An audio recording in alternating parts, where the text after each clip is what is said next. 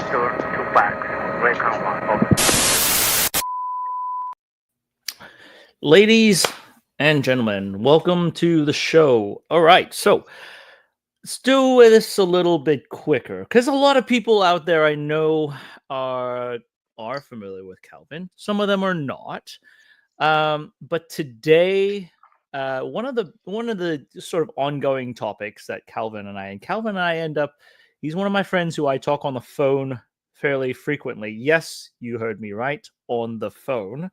And Like not normal text. people. Yes, from our era, the olden days. Um, and a lot of times Calvin and I we end up with all these topics that we end up nerding out on quite a bit. And one of them recently was how certain firearms did or did not work in the cold when you went to Finnish Brutality. So in part of this conversation, we thought, hey, this would be a fun topic to sort of bring to everybody out there in the inter highways, and perhaps we could have a fun conversation on this with images and artifacts from the Great White North, not Canada. And so, anyways, Calvin, could you tell us a little bit about your background, because you are not a novice shooter? I know you like to be humble about things, but I think you are a very proficient shot. But people keep on calling you an airsofter for some reason. Yes, I don't know where that comes from, but I probably do know where it comes from. So I shoot. I've been shooting competitively since, we count all shooting competitions since high school. So I started in 3-position air rifle, small bore, 10-meter small bore, and from there just went on to a bunch of different shooting sports and found action shooting, and that's kind of my home, I guess, is USPSA. And are you a master or a GM? I'm a master. I'm a master in open production and carry optics. And what that means is Calvin spends a lot of time behind pistols, a lot of time. And so one of the things, and Calvin just doesn't just compete. Under his channel Firepower United, he's formerly known as a different pseudonym. I don't know if you want to bring that pseudonym up. And definitely, yeah, that's all fun. Yeah, Phuc Long is definitely a champion of the Vietnamese community, and everybody in the Vietnamese community loved that image. But part of it, by Calvin's channel oftentimes portrayed Phuc Long, which was a jovial Vietnamese man who had some interesting satire on firearms, and people frequently got very upset. Now, well, Phuc Long is not always here with us anymore. The satire still stays, and Calvin still generates a lot of satire under the channel Firepower United. So, quick welcome to the show, Calvin, and certainly, hopefully, not the last. I don't think it would be the last unless people throw tomatoes through the screen. But today, as those who are joining us on a more visual side can see that we have a screen with Calvin holding a Kalashnikov, although you weren't using a Kalashnikov during the event. You see Mike Bloke on the range on the right, a mutual friend of ours with his trusty SA-80. How did that do in the cold, indeed? And in the background, I think I see, is that Ivan in the very back? Yes, very far, and then AKA Kit Badger, for those of you who don't know. Yeah, and then we've got Psyop Luhan right behind you. So, I wanted to start this off in talking about. Well, we are going to talk about what works in Hoth. Hoth, if you don't know it, is the cold planet in a galaxy near us. But this Hoth we're talking about is Finnish Brutality. An interesting thing to start with. I had some Norwegian friends. Actually, one of our Discord patrons who is from Norway, who is commenting on, "Oh, that doesn't look too cold." So we'll carry on that debate. But what is Finnish brutality? What do you do in Finnish brutality? And specifically, you went to winter brutality, right? Yes, so this year in 2025, they decided to host a winter brutality. So brutality is a shooting competition where it bridges between shooting skills and also like physicality. So there's a lot historically, there's a lot of carrying heavy things, moving them from place to place, like sandbags. You would carry or a dummy that weighed, I don't know, 100 something pounds, and you'd have to carry it from one position to another and then shoot and then carry him to safety. There's also like some application of tourniquets on certain stages where they'll have like a dummy that bleeds out. So it's not a pure shooting competition like you would find in IPSC, USPSA, or 3-gun. There's a lot of other tasks that have, I guess, if you were wanting to prepare for maybe some military exercises, there's some of that influence there as well. So it's kind of like an obstacle course plus a military skills course plus a physical challenge plus a small sliver of shooting. Yeah, the shooting actually has gotten more difficult each time. Okay. And that might be partly my fault because I keep on saying it's too easy, and now it's gotten to the point where it's gotten quite hard. So Interesting. But yeah, I mean, yeah. I'd like to delve into that as we get into the topic a little more. Finnish brutality. If we go back to what Varus Staleka has been doing, there has been no shortage of coverage on Finnish brutality. If you were to look up any type of Finnish brutality footage between forgotten weapons and bloke on the range, I think you could find a fair amount of coverage on it. But And Polinar as well. Polinar Tactical, Polinar. they've Yeah, released that's right. full videos. And so, And they post their anyways, own. I think one of Lynx brutality. That's right. So those are Yes. the two major European ones. But I think one of the biggest interesting things for us, and have you lived anywhere that is like freezing cold before? The closest I would have lived to freezing cold would have been central Indiana, which So gets cold, but I mean, not like this. yeah. Okay. So that's North American cold though. So it's different from the Right. Arctic Circle cold. Well, we were, at least for Finnish brutality, we were nowhere near the Arctic Circle. We still had a good 8 hours of driving before we reached the Arctic Circle. That's a lot closer than Texas, I would say. By far. So one thing about so Josh and we live in Texas. Josh specifically, I wanted to see if he could come on the show today, but he was a little tied up with some inventory stuff.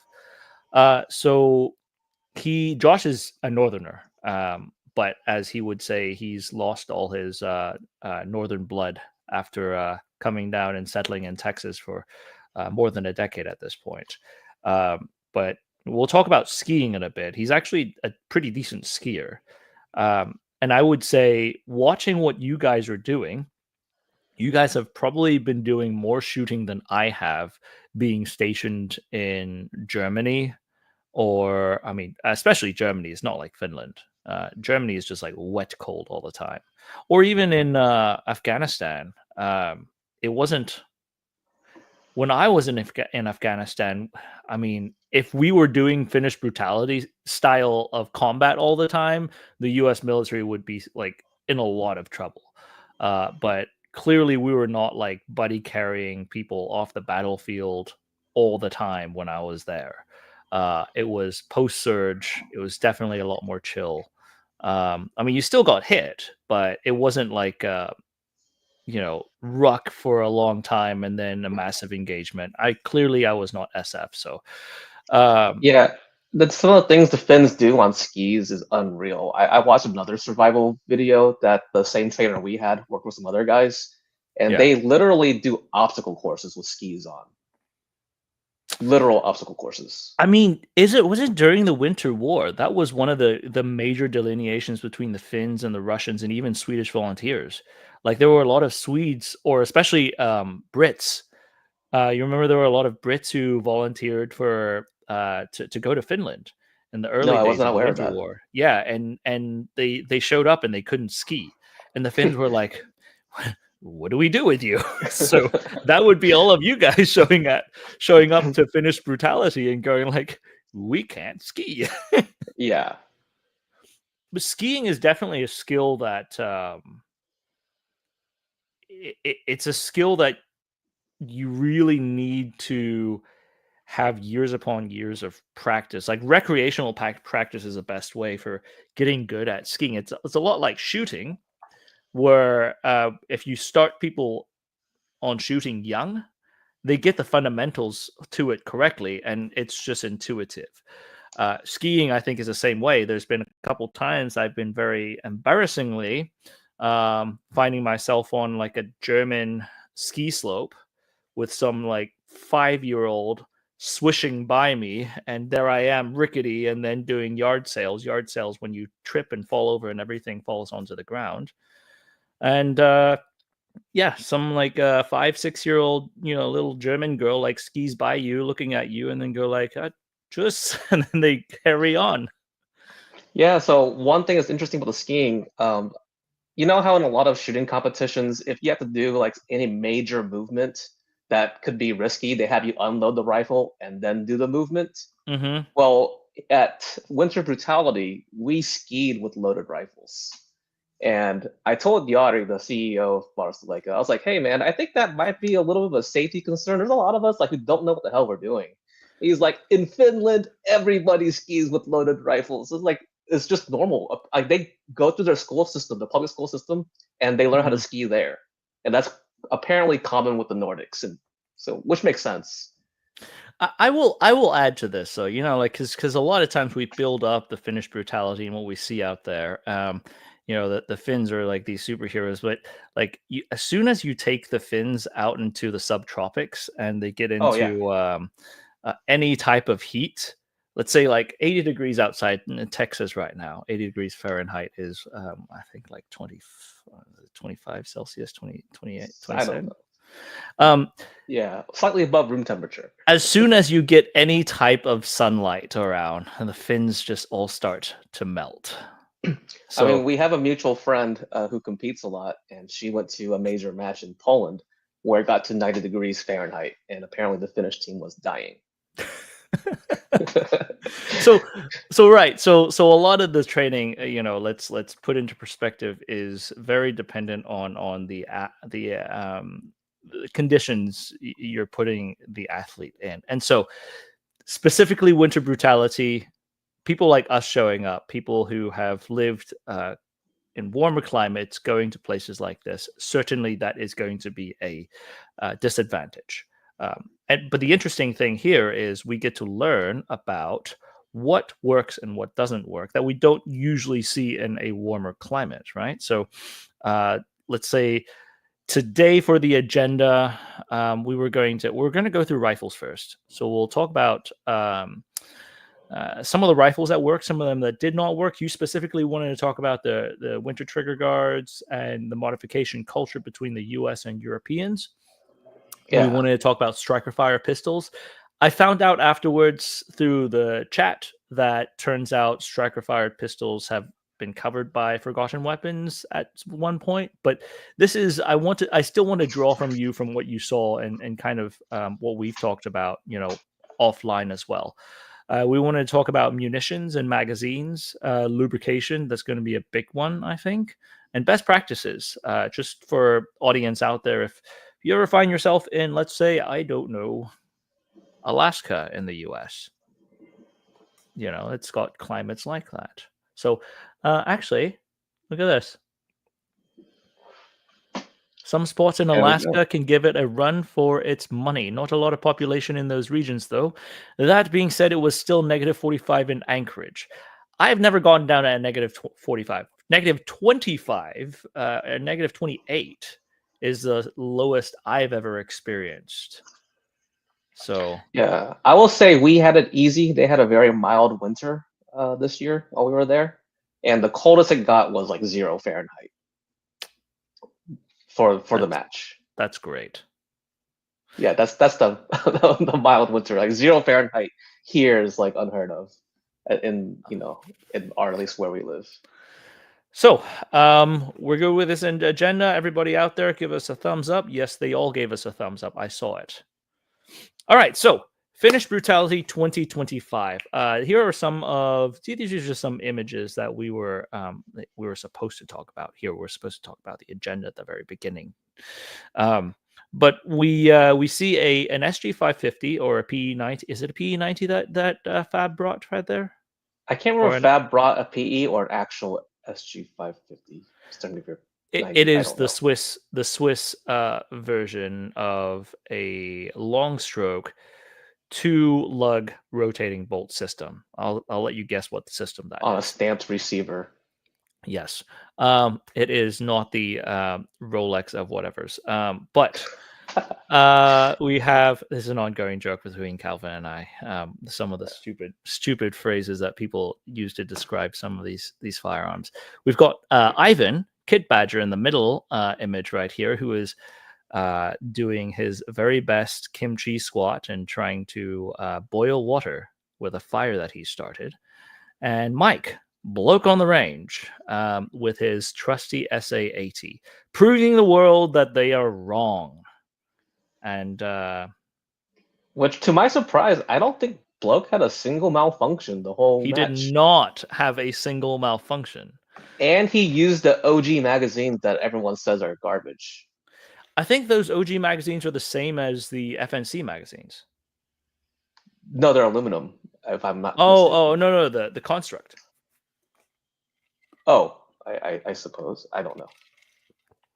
I don't know. Anyone in the chat out there who knows, let us know. I just know the magazines he used are supposed to be the problematic ones.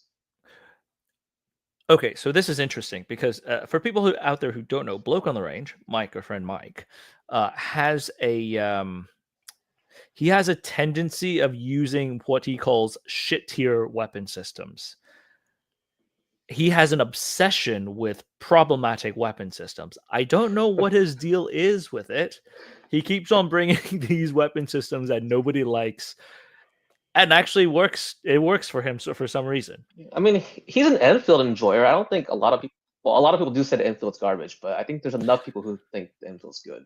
Like, we're Enfield enjoyers. You and I know that for a fact that Lee Enfield's work. But anyways, let's get back onto the conversation, though. I wanted to start this with the rifles, because rifles are going to be the biggest piece here, right? Which rifles did you guys see? Let's start with what rifles did you guys see, or did you see that were brought out at Finnish Brutality this year? So I brought a VZ58, PSR, borrowed an AK from Yari, a Saiga. Okay. So that would be a Russian factory. Russian factory AK. Yes, not Saigas like we have them, but like a European. Yep. Saiga. Like a full, yes. Like a full, basically a factory semi-auto AK. Right. Giga had the Wolverine, the Desert Tech bullpup thing. So that would be the most modernized MDR. Yeah. Okay. And then a few people had ARs of various makes, and I would say various quality as well. I think Schmeiser is the brand that we guys, you and I, kind of talk about amongst ourselves quite a bit. Schmeiser is a they're the budget European AR brand. So it's like a Euro PSA. I don't think they have anywhere near the volume of PSA. I don't think they have the same business model as far as like how they distribute. Okay. But as far as the quality of the guns, they may be below PSA. Okay. All right. So Delton? I suppose. Okay, whatever. Well, there's somewhere they probably have a range that some of them are like decent and then some of them are garbage. Just hear a lot deceiving. about the garbage See, ones. It's deceiving to me because Schmeiser is such a big name in the weapons design world. Well, it's like Springfield Armory. and Rock Island, and those are probably the two big ones. Where Now, they Rock Island, trademark. I think Rock Islands, especially if you're talking about the GI, the more standard spec stuff, they seem to actually work. It's like when you stray away from there. Yes, that's my point. That's my point. Okay. Yeah. So, all right. So, look. So the one image right here on the top right, just so people who are just on audio could also know what we're talking about, is a new Sako. Yes. Is it the S20? It's some long. Well, it's like I can't SAR something. I can pull it. I don't remember. No, the Something S20 is a bolt action. That's Yeah. I don't know why I said S20. Here, Yeah, it's I a have new it on my phone Sako. somewhere. It's a new Sako AR that they're considering as one of the primary issues. Yeah, so this particular one was made for the Finnish Reservist Training Association. I think is what it translates to, the MPK. Mhm. Sorry, I don't remember all the stuff off the top of my head. But this is a DI variant of the Sako AR. The Swedes who got the AK-23, that Mhm. is the piston variant. Is it a And short or a long? Probably short. short. Yeah. Okay. Yeah. So is it a And 416 style piston? Do you know? it's a secret. But all the Sako people, like, they act as if this is like some new technology that can't be shared. If you issue to a general population, it's not going to be secret as soon as it hits some Yeah. 18-year-old private's hands and his other hand is holding a cell phone with Instagram Yeah. installed. Yeah, I mean, it's so bad that like Sako won't let Ian look at the new Finnish version or whatever of the AK-23, so he's just gonna go to Sweden and do a video on that one. Apparently. Okay, yeah, that's So okay. All right, But, so we've got one of the Sako ARs up there, which is a DI system. We've got yes. the VZ58. We've got the Swiss SG series, SG55 series, not the American SIG 556, but the predecessor to it. For those who all tell me that they should have bought one when they were $1,200. We've got the SA80. Did we have any AUGs or roller delays? No AUGs, no roller delays that I can remember. A lot of people just had ARs. There's a lot of what was Thunder do rifles, Okay. which you would expect. Mate, he was on the media squad, but he used an RK. Mm-hmm. Yeah, so the Sako M92S, which that one worked fine. Basically, like all the rifles worked. The only ones that didn't were the heavily modified ARs. Okay. Like, I did not see any major issues anywhere. Oh, actually, there might have been one AR that wasn't heavily modified, but Which didn't one was work. it? It looked like a What Would Stoner Do that Okay. Paige was using. But there was one time where she shot where she was shooting through a barricade and was like, she didn't have the shoulder stock touching her shoulder and fired, and that created the stoppage in the cold. So that's the other interesting piece. It's not just about whether the firearms would stop itself under normal operations. Like, what is normal operation, right? Yeah. Shooting under barricades, shooting from vehicles, shooting in awkward positions, all things that you would do in a, I would say this is a combat simulation, like in a combat environment. And you were saying, so this one thing I wanted to kind of draw back on, because you and I sort of came from the same era of shooting. We went through the same phase and evolution of firearms technology for the civilian application, I would say, especially in the 3-gun sphere. I'd say the 20 teens started maybe in the 2014-15 timeframe, when people started trying to tune their ARs to where there is absolutely zero recoil. That's when I did the AK-9er project, and I tried to decrease the recoil as much as possible. I didn't do it to an extreme to where it was unreliable per se, because I always kept it to where it would still cycle like PMC bronze. But certainly compared to a like a Russian AK-101, it was completely removed. Like all the recoil is completely removed. So I kind of feel like in the last few years, and I have, despite those years of experimenting with lighter recoiling stuff, I've always put a premium on reliability. I would take more reliability and decrease about 10 to 15% on performance, whether it's accuracy or recoil control or anything like that, in order to favor reliability. And that has always been kind of an obsession of mine. But I think from that 20 teens era, we've kind of developed a lot of habits of match rifle always means let's run it all the way to the edge. Um, I realize there's kind of pros and cons to that though, because we learn a lot of things through matches and sort of that experimentation environment. I'd like to hear what you think about that whole era and whether there's a shift in the 20 teens to the current time frame in how we deal with reliability, recoil control, and accuracy.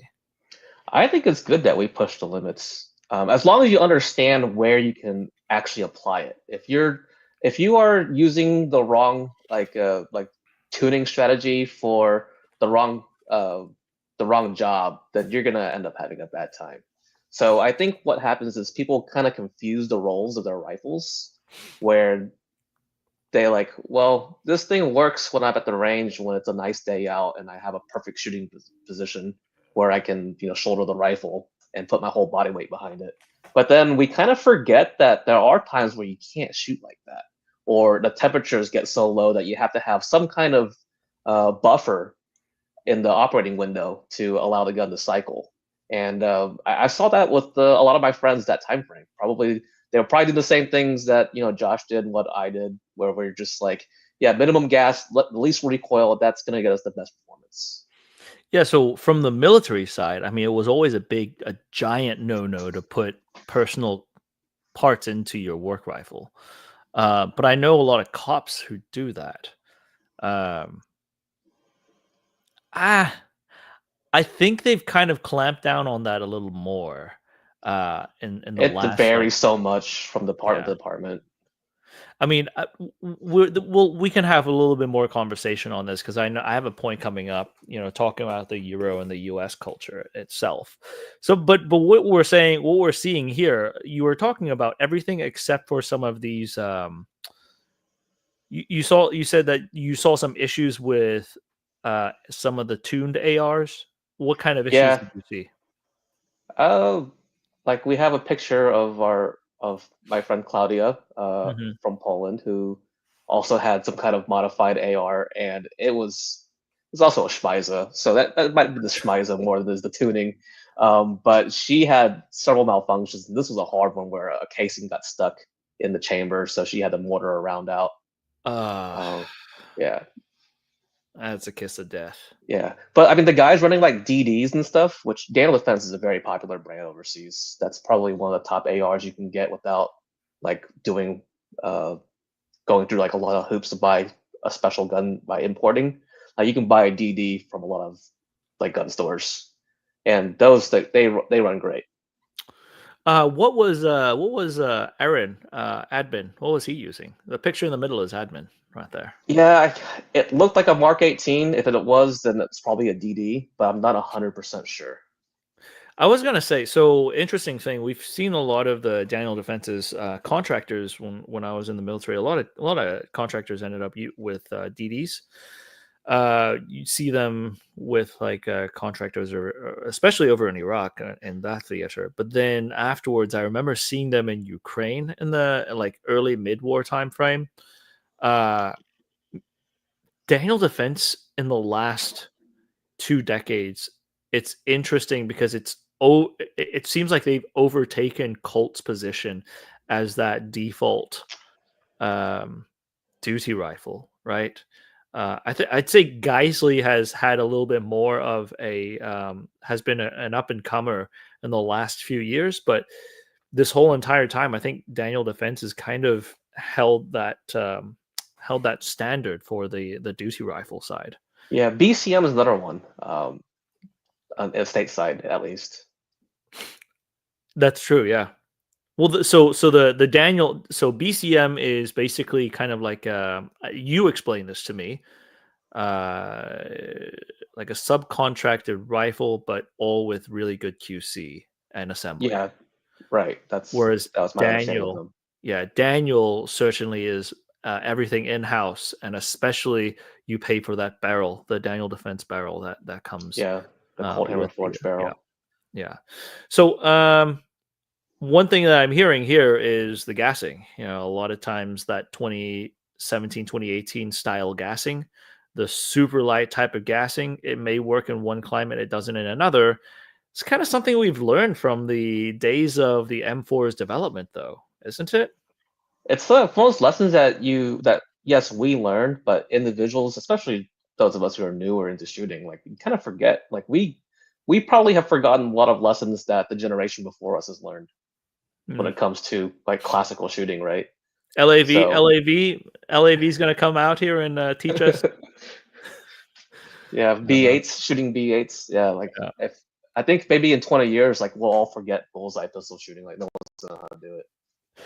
For people in the comments out there, let us know what your favorite Larry Vickers video was. Those were the golden days. Anyways, But sponsored yeah, by BCM, right? yep. So Ah. one failure on the rifles that we didn't talk about was my VZ58. I had like crazy failures, but it wasn't the rifle; it was the ammunition.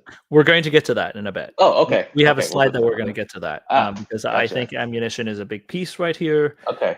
especially when you throw in any type of particular alternate, anything in the environmentals that would affect it. That actually happens. We've been seeing a lot of that in the precision side as we're doing more work with the CSAS and MRGG type systems. But we'll talk about that more in a bit. Let's see. Pistols. All right. So a lot of times people don't think much about pistols because, I mean, rightfully so. It's a secondary. But if you end up needing to use your pistol, damn it, that thing better work. You're Yeah. not in a good spot in reality. There's that famous image of, you remember that Marine? Was he Oh yeah. like a sergeant major or something? Something like that. He was a senior NCO. Yeah, he It was was all Fallujah, bloodied up. right? Yeah, he was Yeah. all bloodied up, and they were carrying in. I mean, like, And his M9 was stopped the slide lock. He emptied a whole mag, at yes, least one mag. Yeah. So yeah. So when you're down to in a combat environment, yeah, you can kind of sleep on the maintenance of pistols. I mean, people do all the time. I think that's a really bad idea personally. I've always been a staunch proponent of keeping up the pistols maintenance cycles and especially cleaning yeah. and stuff like that. Have you Just seen my Tempolios? I have, but you're also not using that in a combat environment. That's You also true. have two of them, one to practice and one to game Yeah. with. Yeah, no, my actual carry gun, I keep them clean. So before, hold on, let me see. So this guy is saying that he loved Larry Vickers' Sturmgewehr series. Larry Vickers is gross. He needs more money, evidently. Hey. Free my man. Yeah, nothing. Here we go. Free Larry Vickers. Yeah. Okay. Anyways, all right, back to the pistol conversation. I think if you end up using your pistol, and this is a military setting, right? Law enforcement is different. Law enforcement wise, like pistol's kind of your primary, which in my opinion would make it even more important. Yeah. Yep. But the pistol is kind of that baseline, I think. And again, another piece for us who have the privilege to conceal carry. And I say The right, privilege damn because it. I've lived in a lot Oh. of places that is not a right. And I think we are privileged to have that right to conceal carry in Texas. That's why I say that. I think the pistol maintenance is more important than anything, especially if it's a piece that you use as your lifeline. Now, pistol wise, you guys certainly saw a lot of issues in a varied amount of different platforms.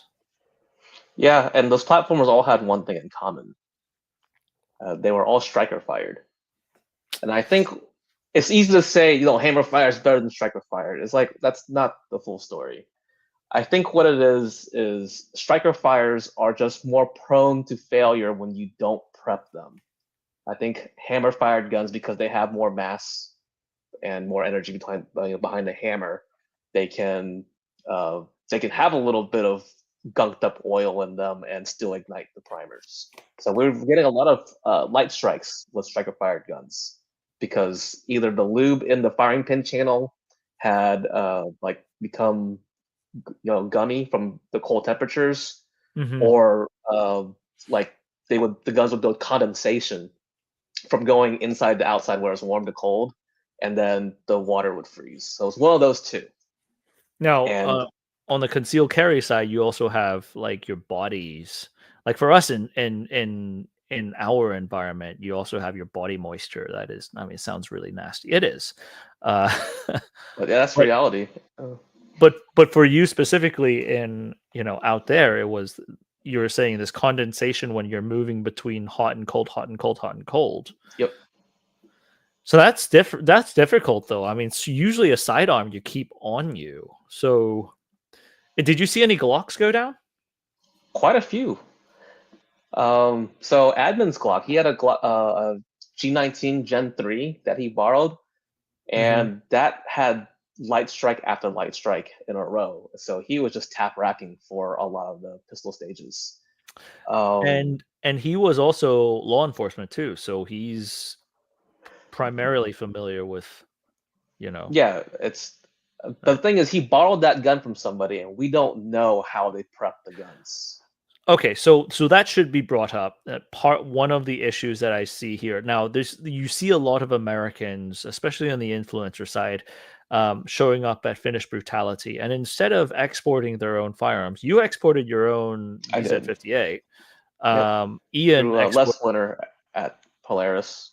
Yep. So Yep. Ian also exported his. The last time you exported your Scar, but not a lot of people export things, so they end up borrowing things when they're over there, and you don't know what the person did to it, right?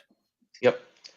So of the guns that have problems, we weren't able to do a deep dive and see if they changed any parts, did any aftermarket stuff. For example, the TFB cameraman, he shot the pre-match with a CZ P10F, and that was also supposed to be James Reeves's pistol, but because the P10 didn't work at all, James Reeves opted to borrow Micah's 2011 that he was lent. So they swapped between those two guns because the P10 just wasn't working. Interesting. Yep. That's a striker fire. That's another striker fire. Yep, CZ P10F. My CZ75, I did not prep it whatsoever. I didn't do anything to it. It still has the old motor oil in it from when I oiled it last. It's not a gun I shoot often.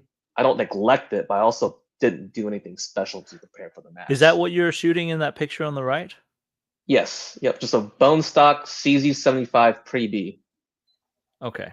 And no issues. No issues. Blokes high power, no issues. Less used than M9A3, no issues.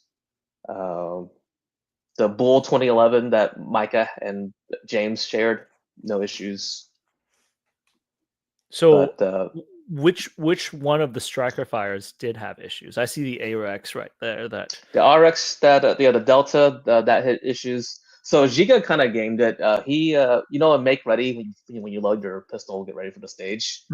He dry fired, so that way it would loosen the striker if there was any water in there that froze. Well, so was he Israeli drawing that stuff almost?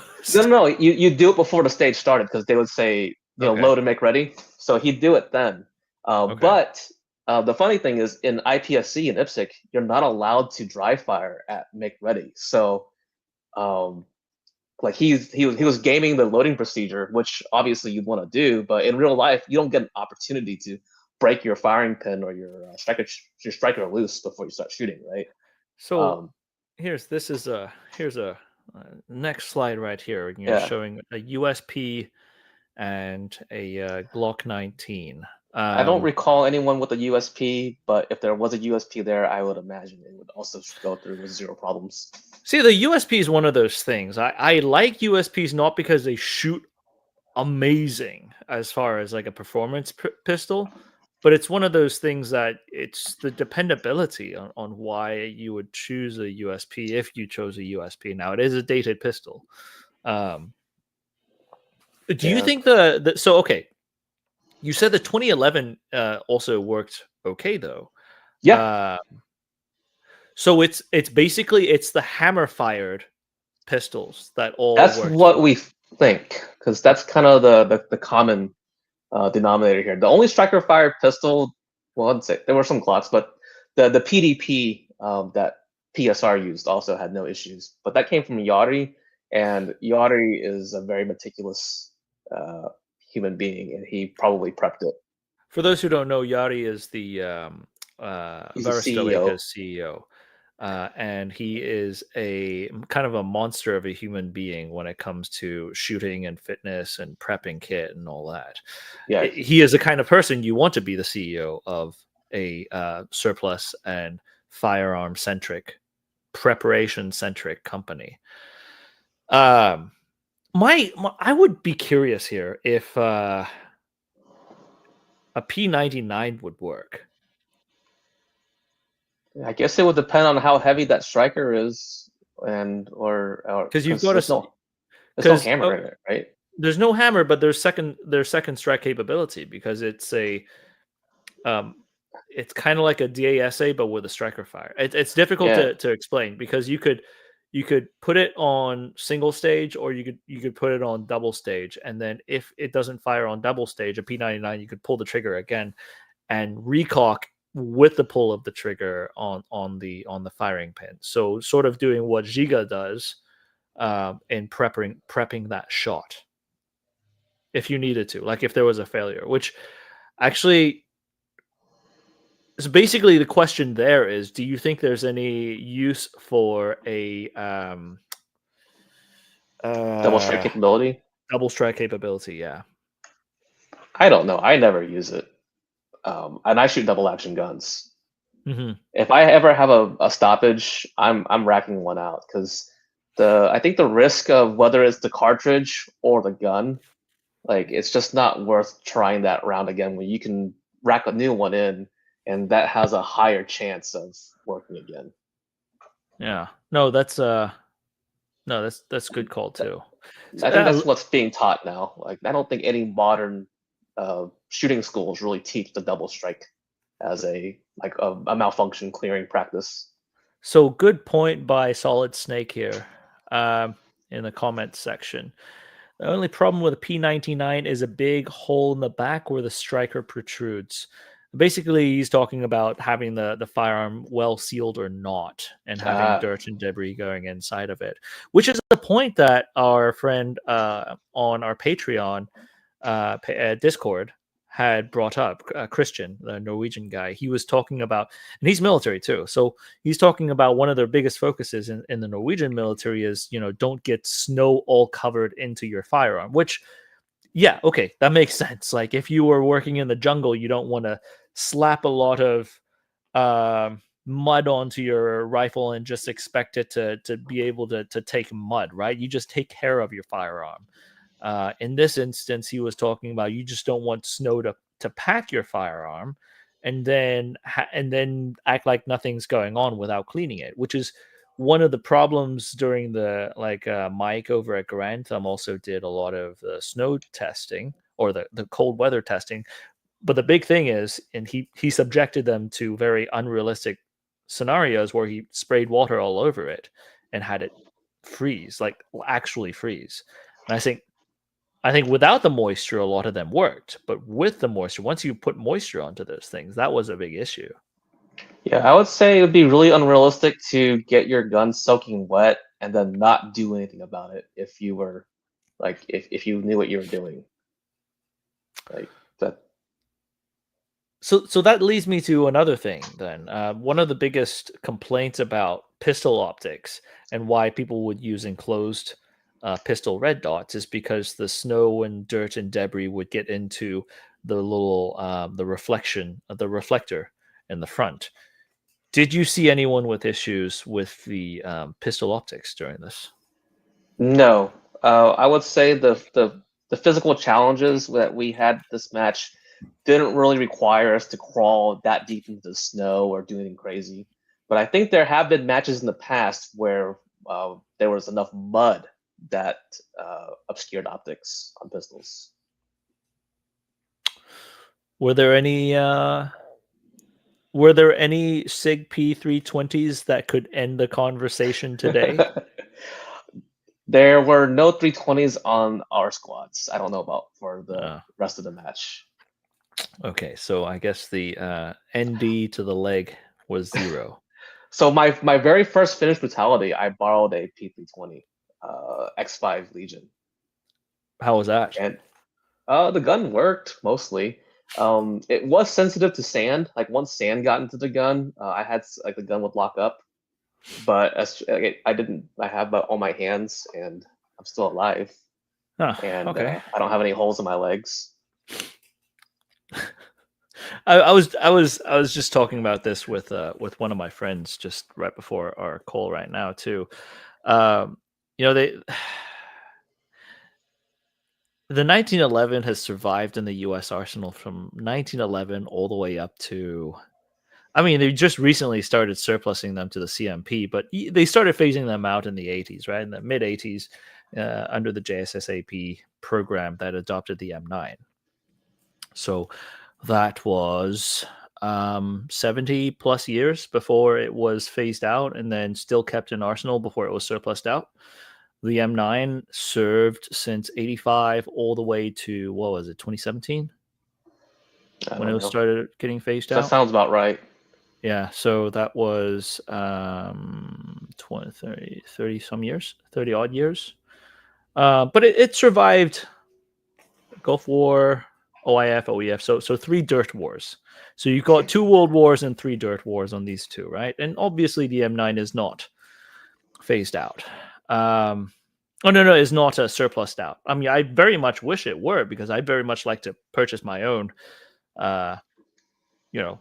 That was the pistol that we were issued as junior officers, and I'd very much like my surplus 19 M9.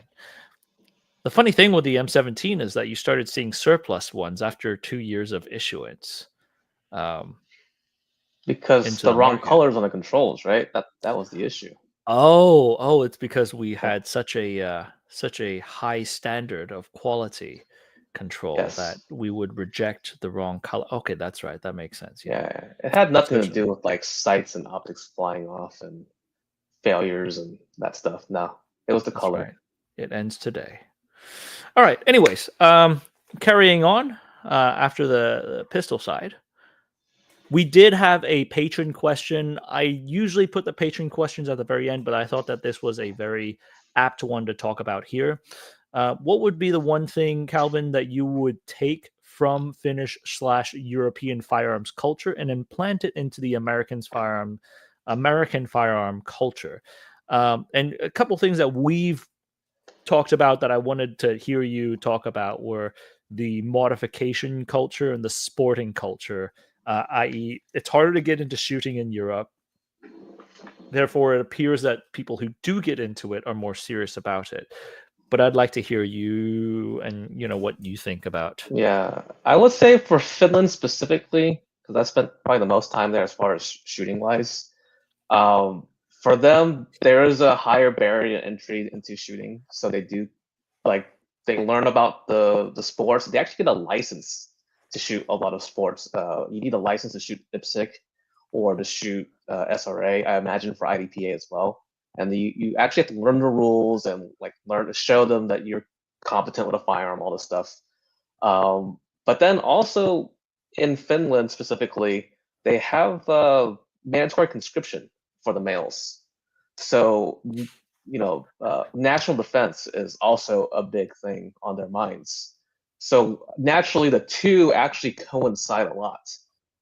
So when people buy firearms in Finland, they buy them for sporting, all that stuff. But the secondary function is to defend their country. which I don't know if we really think of firearms use like that here in the States. Like we buy them People. to protect ourselves, Mhm. but we don't really buy them with the intent that we may use it on a foreign aggressor. I think when you have, if there's a looming threat, that gives you more of a reason. Like that puts that behind in your mind to do that more so. Yes, But when you're the when you when you are the one who could issue threats, it certainly changes that game. And then I guess people get to have the privilege of shooting guns into trash. yeah. So I would say the competency of the average Finnish firearms owner is probably higher than that of the average American firearms owner, and that might upset a lot of people, but I, it's just the way their system works. They have to Perhaps do that, it. like, I would phrase that. I think if I'm reading you right, you're saying that the percentage of competent firearm owners is relatively greater than the percentage of competent firearms owners in the States, despite us having the right to bear arms. Right. People don't typically push themselves because it seems to be just a given thing. Exactly. And as far as the modification culture, because they view their firearms as possibly used for national defense, and maybe this is me just kind of thinking too hard into it, but they don't modify their guns like we do. They do have modifications, especially the sports shooters. Like if you're a pure IPSC shooter, yeah, you're gonna modify your gun a bit, but you don't have this Gucci Glock culture and like Strike Industries red anodized AR culture that we have in the States. Well, I also think though, if these things are more valuable, then you, like, if you only have like one car between your entire family, the chances of you getting to put like flames on the wheel wells and and and repaint the rims to a purple color is probably dramatically lowered because your father would most likely murder you. That's true. Yeah, the like a DD there costs like 2,500 euros or something, like for a base model. Spot my impact bro said we have Dremels in Europe too. Yes, our friends Polinar Tactical has most certainly proven that Europeans do also modify firearms. Yes. But you're talking specifically about the Finnish culture. Uh, I think. Okay, so You can there's. still find a Bubba Mosin in Finland. Like they exist. It's just not as prevalent as it is here. I mean, it goes back to the fact that it's easier to get into firearms. Okay, I wouldn't make it more difficult to get into firearms. I don't think that's what you're saying. I No, think no, that no. the idea of owning firearms is a much more treasured idea for people over there. Like the concept Yeah, of owning firearms is more treasured. right. And I so, definitely would not want to make it more difficult to get firearms here. That's yeah, kind of the beauty of this country. yeah. So, do you think? And there ought to be a conversation on the difference between modifying something versus using, like, nowadays, because of the modular nature of stuff of firearms, you could use a lot of components that are modular, like that is not a hard modification of the firearm. Like it's different from dremeling something. Like if you have to Dremel an AR, that's completely different from just using a wrench to swap like a handguard out, because you can go back Yeah, to it. we do have like a bolt-on. Like there are a lot of bolt-on mods that still affect reliability. I think what's common, especially with Glocks, is people will try to put the lightest striker springs they can, and they use the lightest strikers. That Hmm. way, they get a better trigger pull, and that really hurts the reliability, even when it's just like perfectly dry and warm weather.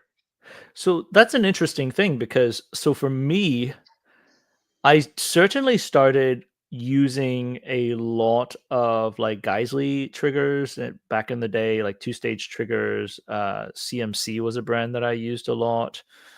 But the more I shot, the more I ended up just keeping my stuff the mil spec 5 to 8 pound trigger on it. And I actually started like now I'm completely different from the normal shooter out there because I shoot a lot of things that normal people just don't like to shoot. And so I like to use more mil spec triggers because I know exactly where I've pushed myself to work on identifying the wall and that follow through trigger pull. And I'm saying I push myself with a lot of milsurps specifically that normal people don't shoot for precision purposes. And when I go back into using match triggers sometimes, like I pick up Josh's like JP single staged match guns, I almost feel like I lack control of these hyper light triggers myself. I don't know what that says about, the shooting culture itself, but I certainly, instead of dumping money into the trigger itself, I certainly started favoring spending the time on the range to shoot, and no regrets on that personally. But I know that's also not a luxury because it's not just money; that's also time that you have to spend to do things Yeah. like that. Also, don't want to say that all modifications are bad. There are modifications that are probably more reliable than the OEM option. AUG is a good example on this. So the AUGs have been renowned for the worst trigger pull in any bullpup known to mankind in Any America. rifle known to man. Right. So and one of the reasons is because Steyr decided to put these civilian specific springs into the trigger packs, the black springs, and they were like 2.5 times heavier on the pull weight than the normal military springs. So if you actually swap the springs out, you get a decent 5-pound military trigger pull. And especially if you adjust the trigger shoe, then it takes a lot of the take up to find the wall. But you don't have you could also get trigger parts that are aftermarket trigger parts that are not drop safe but have a quote unquote amazing trigger pull.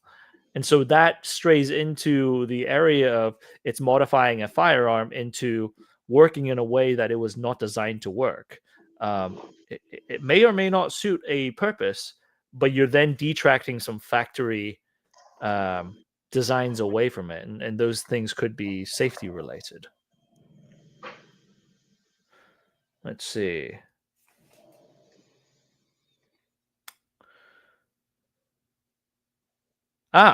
Here we are. So the next topic we'll talk about comes down to munition and magazines. This is going to be, so if we're talking on the vein of we put a huge emphasis on reliability, I think munition and magazines, most certainly that is a for the more like us in our earlier days of shooting, I definitely bought a lot of gun show reloads and the cheapest magazines I could get after I bought my Delton AR. So talk about stacking tolerances. But you had a unique experience with Gecko ammunition out here, didn't you? Yeah. So all my life, I've shot pretty much just Russian steel case 760x39. So it never occurred to me that you could make 760x39 that didn't work. So this is factory Gecko, and what they failed to do was they did not crimp the necks after seating the bullets. So on a VZ58 especially, where it has a very steep feed angle, I was just getting failures of feed like once every like 3 or 4 rounds with this ammo. And it's not specific to the gun either, because PSR also had an issue with this ammo in an AK. Now, so for people out there who are wondering, a casing, so the cartridge, the shell casing, it grabs onto the projectile, right? And so the neck has to have a certain amount of neck tension. There's a lot of, let's say, like my 308 reloads, I have my own way of designating neck tension on the casing, so I make sure that the casing is grabbing on to a lot of the bullet's space to where it won't get tucked in. Like you see, there's an image on the left for those who could visually see right here. The casing, the cartridge on the very top looks like it is indeed very, very cold in this weather, in a sense that it is like pushed in about like 3-4 millimeters. What happens in military cartridges, not only do you have a certain neck tension, you also crimp the very front of it, meaning you squeeze the front of the casing to where it has a very positive grab onto the projectile, so that what you're seeing, let me see right here on the screen, that does not happen. And when that happens, the interesting thing is you can actually see, outside of having stoppages, it's also highly inaccurate, because then you have a very random pressure curve that is generated in your casing, which you can see. How far is that target that Giga's holding? How far was that? 40 meters. 40 meters. That is, and my roughly MP5, like a 5-inch, 6-inch group. My MP5 does much tighter than that. I will put it that way. And my Mosin would do much tighter than that. Your VZ58 is the D Technic, right? That's a tree check one. So same check original barrel. Same as, well, mine's a Lothar Walther, but still, that is the very good version of the VZ58s that are available in the civilian market. And it's one of those firearms that's known to be one of the most accurate 7.6239s, semi-auto 7.6239s you can get. And for that to do this, one of the big reasons is because of that. And this is the Hungarian rebranded Gecko Hungarian ammunition. Contracted, whatever. Maybe, I don't know if they have a factory there. Because Gecko's a Swiss brand. The funny thing is, what does it say there?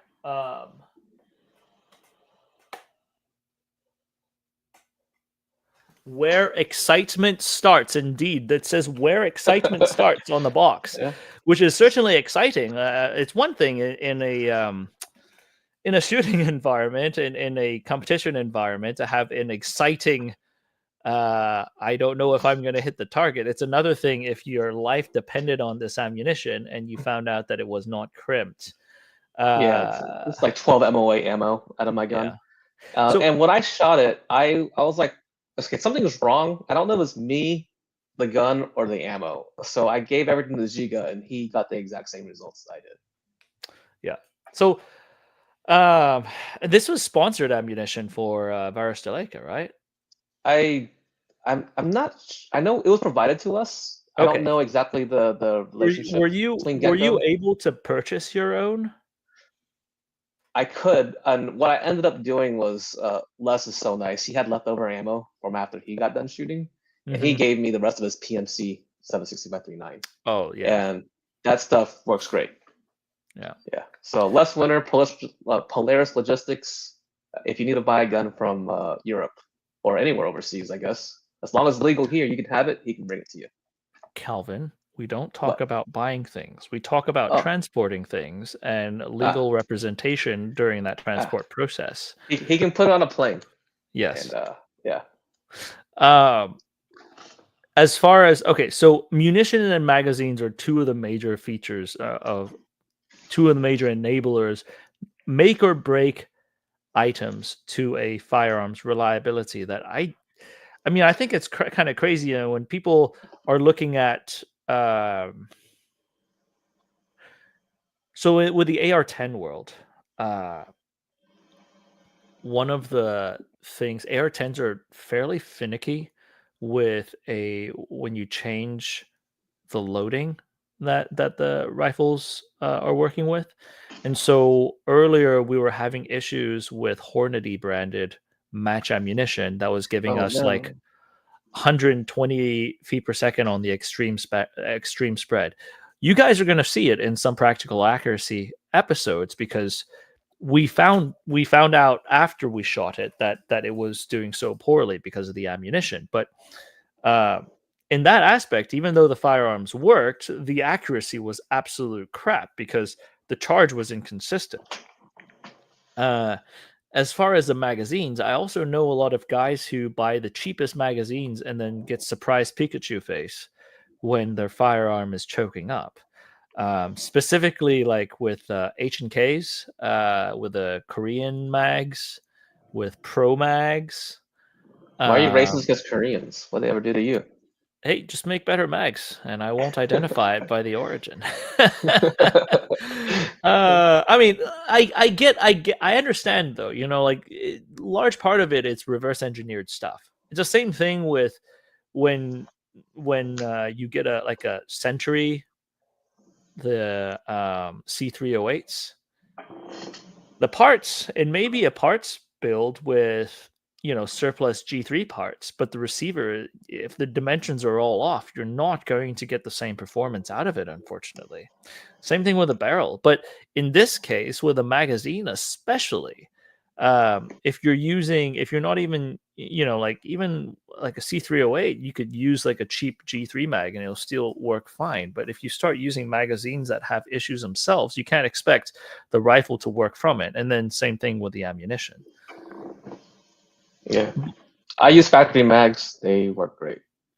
Yeah, I mean, same thing. I think after all these years of shooting, we kind of oh no, people in the chat are now talking about the KCI stuff. Yeah, I'm not one of the kind of people who likes to go out and test a bunch of different new magazine brands or types. Mm-hmm. Like, if it's something established like a P mag, I'll use those. I have plenty of P mags. But for anything else, I'm pretty much gonna buy factory mags. Yep. Yeah. Yeah. Or I mean, Guard that makes the factory mags for the manufacturer, something like that, like a contractor. Yeah. So basically, someone with a pretty decent reputation and track record on these things, right? Yeah. It's just not worth the $20 you save, because you're gonna waste that money in ammunition that gets jammed up in your rifle in the long term. Anyways. There's some times where I'd rather single feed a semi-auto than try to work with some of these like garbage tier magazines at the range. So interesting point on that. And Zach, or one of our mutual friends, Zach Brandon Herrera's lead gunsmith, has been talking about looking at the AKP mags, and that he's seen issues with the AKP mags in actual AKs. So I don't know entirely. I have a few AK mags I was going to test. I just haven't gotten to it. You have an AK behind you. But typically, I end up using a lot of Bakelights and normal steel mags myself. I own a couple AKP mags that I've gotten from matches and whatnot, and I have not ever opened the packages to use them. Yeah. I just have some of these steel European and Chinese mags and bakes that, in Circle 10 waffles. Yeah. I end up using that as trade fodder whenever they come in, whatever thing that I bought secondhand. Yeah. Anyways, lubrication. Now, okay, specifically, I put some Germans in this from the 40s who were having a hard time on the Eastern Front. You can see they're not necessarily in Disney World, but this is having lubrication issues. Having lubricants freeze has been a phenomenon for a long time, and the Germans learned it the hard way. There's a lot of documented cases where, like, their 98Ks, you couldn't pop the action open because their lubricant had frozen over on the Eastern Front in Russia. I think you were telling me Frog Lube had been an interesting thing in the cold. Yeah, it's something that I've never used, but Frog Lube was really popular, I think, back in the 20-teens. And, some Navy SEAL had invented it, so it's got to be great. And a lot of people who ended up buying it found out that it would gum up when it got cold.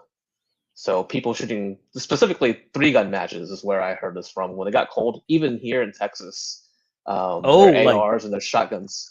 Like Texas out- cold, not Texas Finland cold, not real cold. Yeah, just Texas cold, like 30 degrees or something.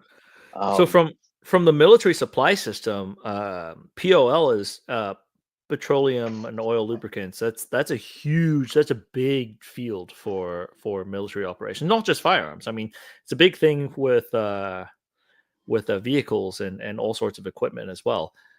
I think we've had some conversations with some like Swiss people where they were getting angry that I was using white lithium in my Swiss SIGs.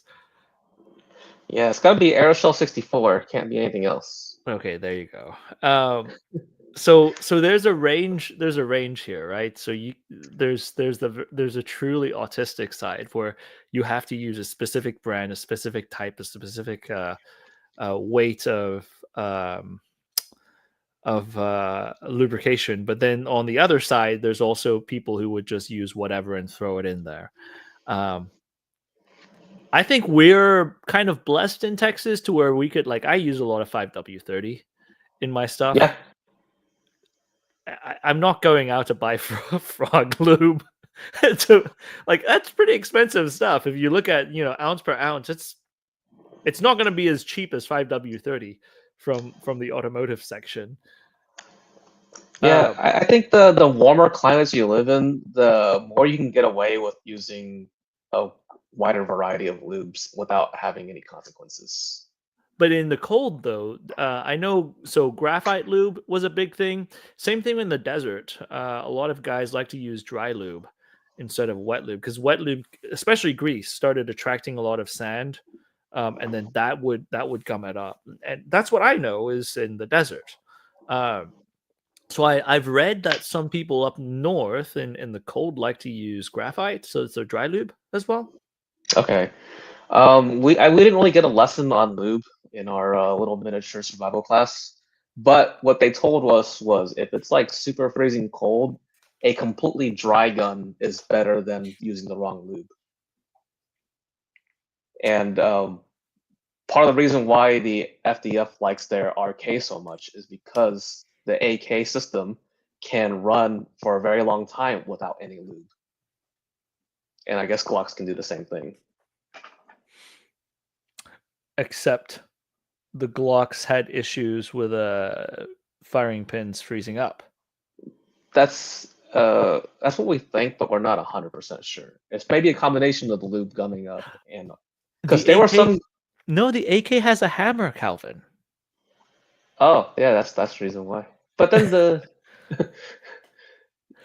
I would argue that the VZ58 has a linear hammer. Yeah, I know. it's a linear hammer. It's not a striker. I called it a striker in the past because it's like, yeah, I get it. It's a linear hammer. So yeah, now when you actually look at it, you're like, yeah, this is separate from the firing pin. So yeah. So basically the Finns like to run things completely dry. That's not, no, they said if you don't have the correct lube, it's better to run dry than to use the wrong lube. So what kind of lube do they use? I have no idea. We didn't get that lesson. Or I was asleep during that. I'm sure they have something that says like for cold weather, I assume. So I just put this here for people to see because, a lot of times people throw the automotive terms around, but they don't exactly know what it's used for. Now, the temperature, as my understanding, is that the temperature in centigrade, and then that's how you get the numbers on the different types of oil types. That's my understanding. But I think it's different for an automotive use, because in automotive you're constantly using it in a like an engine that's generating heat, whereas when you throw it into a rifle, that's not. I mean, if your rifle is constantly generating heat, I think you're going to run into other issues outside of just the lubrication itself, or you're running a machine gun. So, but I certainly have used a lot of like 5W30, and I just use that. And in our environment here in Texas, that seems to be a very economical solution to lubrication. That and white lithium grease, just for me. It doesn't have to be the white lithium grease. Lithium grease comes in different colors. Could be gray, it could be blue. So, yeah. I use Aeroshell 64 because apparently that's the best lube you can use, according to SIG. SIG Switzerland, not the one that says it ends today. Were there any SIG spears out there? Not that I saw at the match. Have you They seen could have them been. out there in any of these years? I know. I- Didn't Ian bring it one year? I don't know. Spear, as in like the big boy, or the Spear LT, the little guy. Either one, the MCX. There's MCXs are popular in general across a lot of Europe. So the people who are willing to spend, well, actually for them it's like the same as buying a DD, I think. Maybe slightly more, but I've seen some MCX variants around. I just don't know which ones are which because they keep on changing them. Mm-hmm. But when I was in Estonia, my first time ever shooting an MCX was in Estonia. Since you brought up Estonia, I think it's interesting. We can go back on the overgassing side. Oh yeah. A lot of the European firearms tend to be highly overgassed. I mean, I think that's something for us with like older school military AKs, and we've been into older military AKs way before the trend of tuning the AK's gas. And old ARs too. Yeah. It used to be just it was what it is, especially ARs when you're running it with a 16-inch carbine gas barrel and a non-H2 buffer.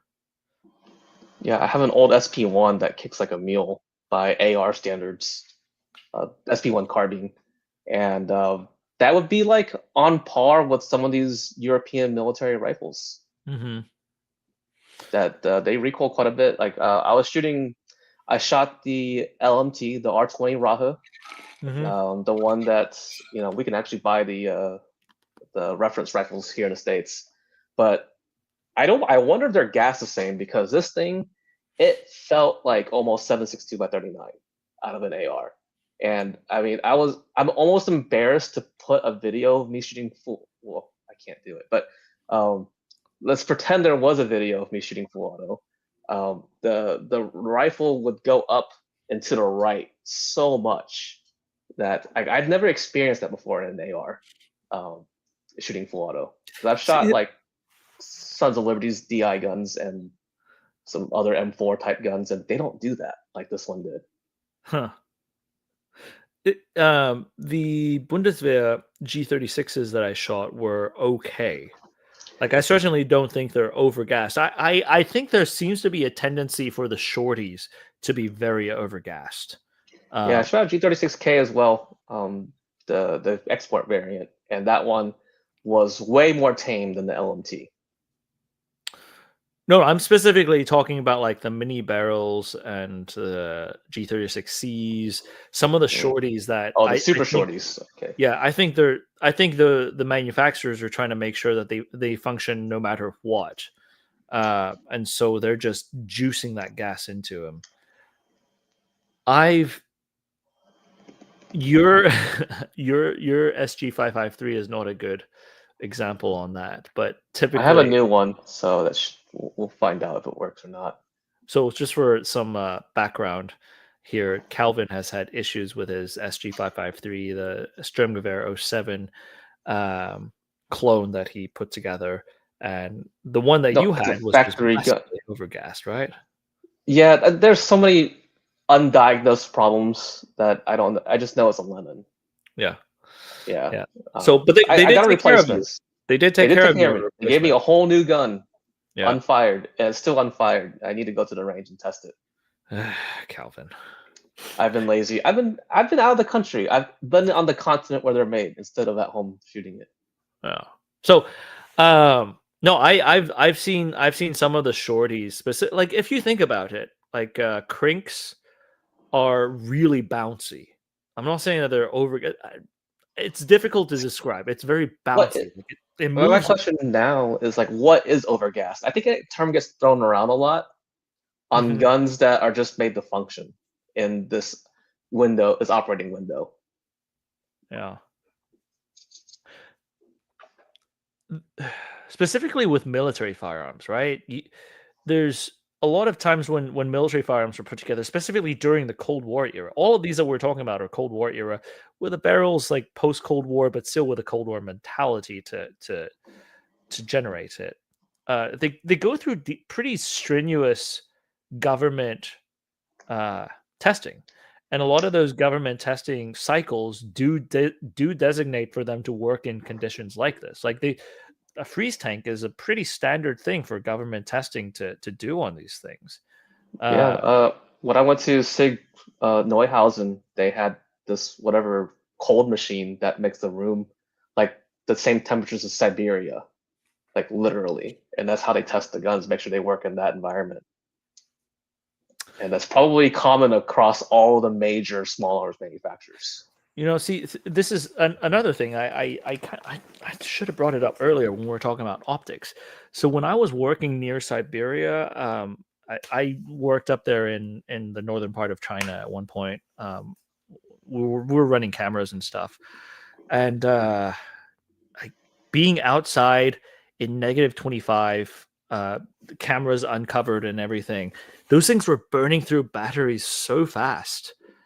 I'd be curious if the red dot sights were burning through batteries as well in the cold.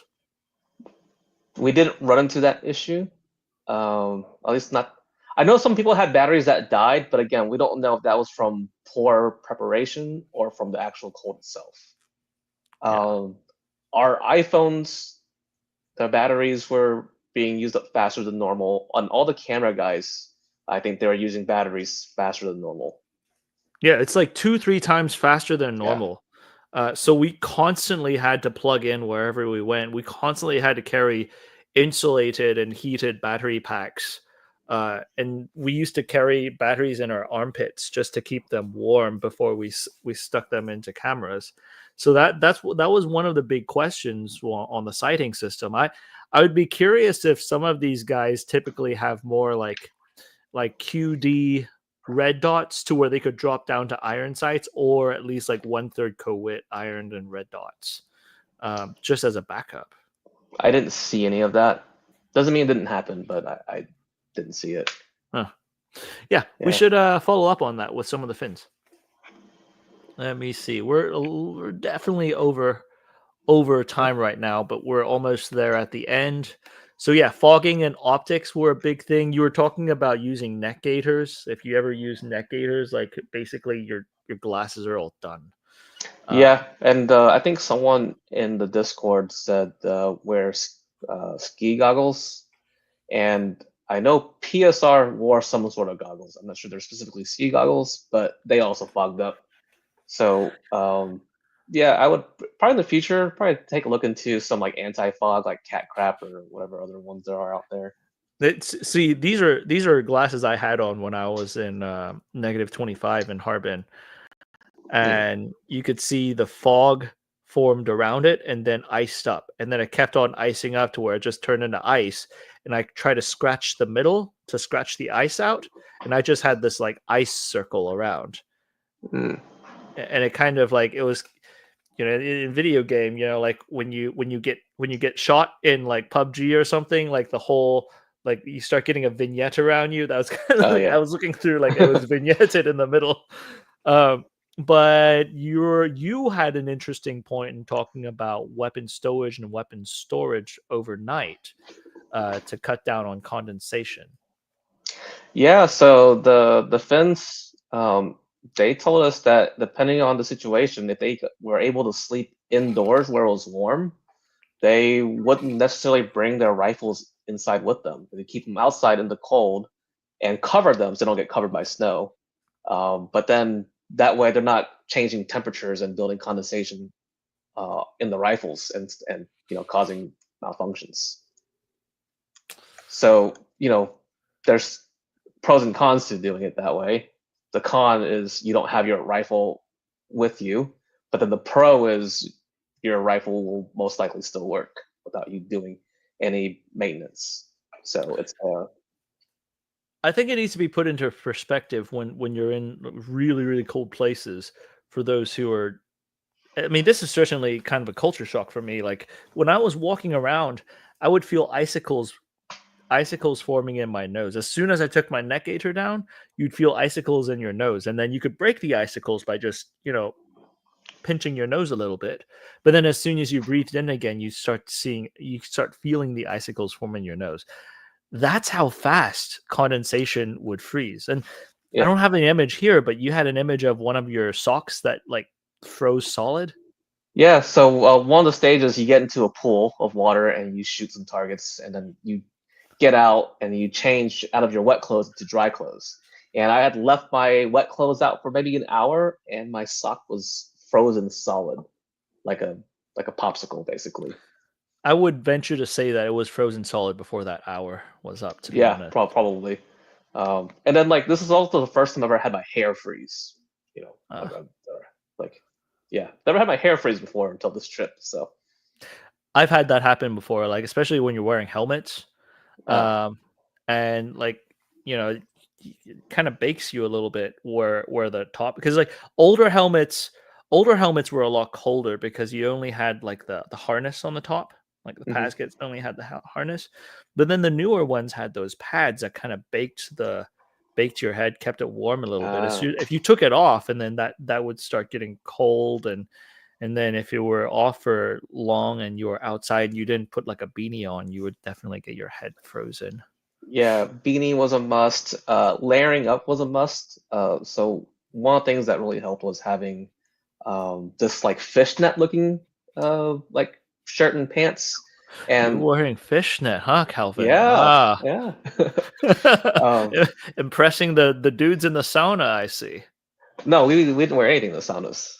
Wearing clothes in the sauna is weird, bro. No one does that. But yeah, the fishnet was supposed to create air pockets that insulate you from the cold. So that's why that layer was the first that went on. And then you have more merino wool layers. I think I only wear like 4 or 5 layers of clothing, and none of them were particularly thick. But if you have the proper layers with proper materials, they can keep you quite warm. Yeah. All right. So we had some patron questions. This is the last slide. As we're going through patron questions for the audience, ladies and gentlemen out there, if you have any questions you want to dial in on the chat, put it in right now. We'll start pulling questions out of the chat as well. Goatee out of our patron side was asking, how weird is it being at an influencer event, and does it spell the end for humanity? I don't know if I would call Finnish Brutality an influencer event. There just happened to be 2 squads that were full of influencers, but the overwhelming majority of the match is just a normal match. It just happens to get a lot of publicity because Marsaleka sponsors it and wants to use it to market. If you ever go to any other matches, you will probably have a very similar experience. It's just they brought a bunch of influencers together and we got to hang out and do influencer stuff, I guess. Josh and I don't go to a lot of these things. I'll get into it. There's a question about that in a bit. But so Mongo was asking about how big of a mistake was it to use a VZ58? The only mistake was not knowing that the ammo wasn't going to be crimped. Frankly, I don't think that was a 58 issue though, because you said the AK had the same issue, right? With that ammo. And all the Finnish ROs who saw my malfunctions, they're like, yeah, that ammo's garbage. We don't use it in our guns. We don't like using it in our guns. I'm like, okay. And let's put this into perspective. The Finnish ROs are the guys who are using RKs. This is a 76239 country. Yes, that's their. For now, it is still their primary cartridge. All right. Were people still mistaking you for Henry? I get that there may not be many Southeast Asian people there, but come on. On the contrary, I saw quite a few Vietnamese people in Helsinki, And there are a ton of Vietnamese restaurants there now. Oh, I went to one, and it was very okay. But I guess it's good for, European European country. Vietnamese food is surprisingly stable around the world, though. I would say I've had Mexican food in Germany, and that was an absolute horrendous experience. It's on the scale of my French friends when I showed them what spray can cheese was in America. Oh God! Wait till you try Nordic Mexican food. It's probably just as amazing as German Mexican food. Mexican food with no jalapenos. Mexican food, like they'll put cucumbers in their tacos and stuff. Like it's not bad. It's just not what we grew up eating. Eating Mexican food. But the Henry thing was actually one person mistaked me for Henry, and then it became a joke from there on out. Yeah, and he was really excited that I was. Oh, that I was Henry. Yeah. Well, look. At one point, I would love to go to one of these things, and I'll tee into the next question. Why was Henry not there?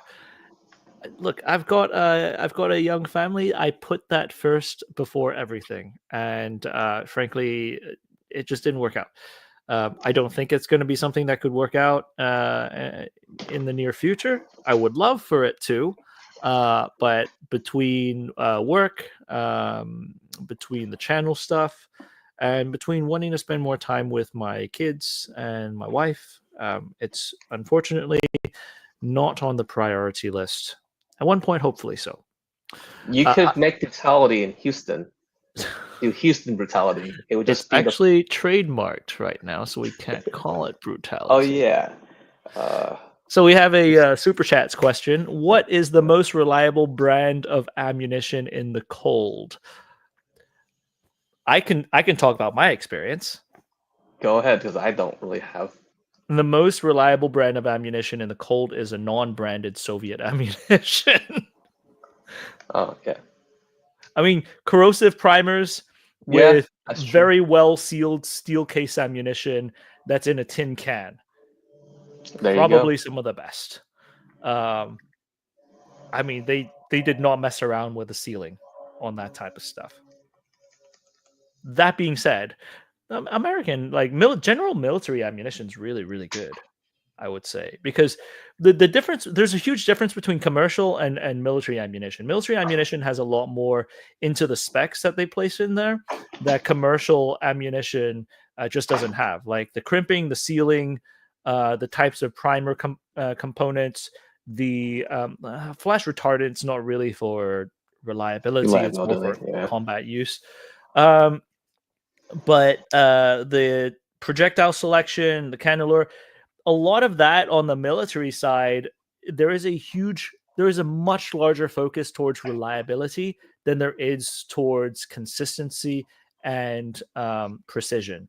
And consistency and precision is more of a sporting thing. I'm not saying that M118 LR is not consistent. It's not as consistent as some sporting civilian ammunition, but that's because they favor something else on reliability. So can you have both? Of course you can.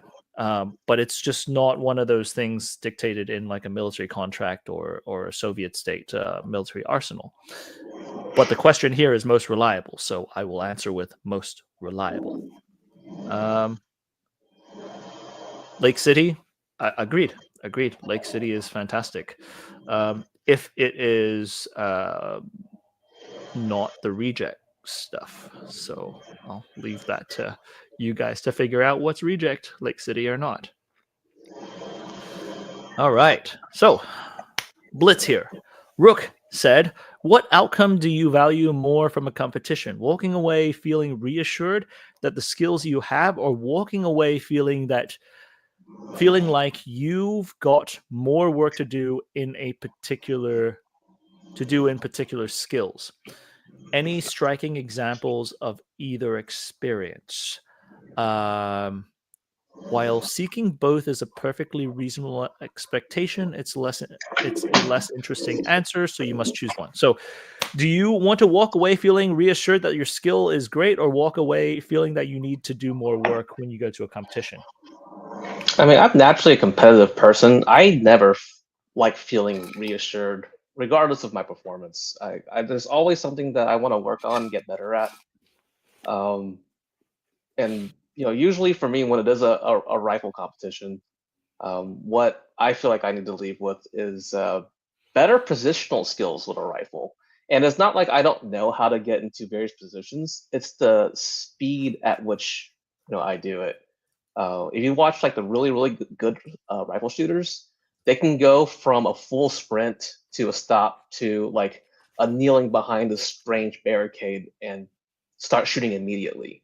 I have to find my my footing and like where do I place my elbow on my knee, like what, and it takes an extra second or two compared to like someone who's done it every possible way.